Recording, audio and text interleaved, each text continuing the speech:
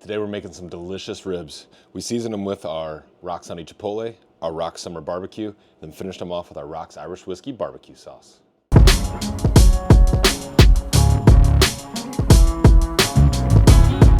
For this recipe, I start by removing the membrane.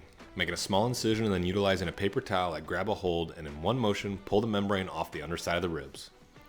Next, I apply our seasoning. For this recipe, I'm using a 1-to-1 ratio of our Smoked Q, Rock's Summer Barbecue, and Honey Chipotle.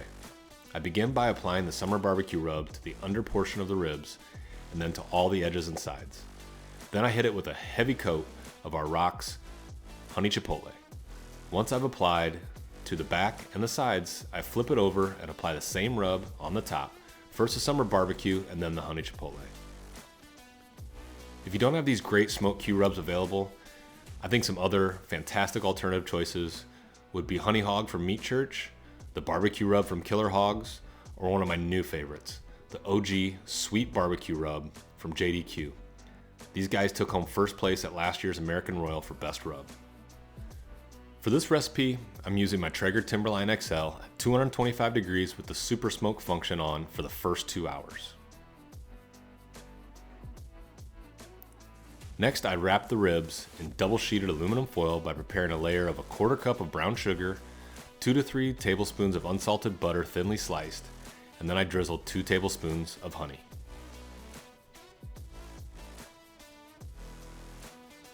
With our base layer prepared, I pull the ribs off the smoker and place the meat side down onto the foil.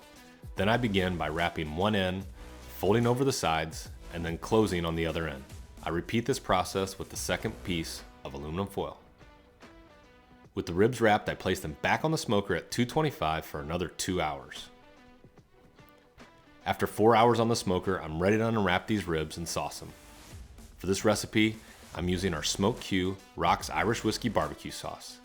I drizzle a good amount on the meat side of the ribs and then evenly coat with a nylon brush.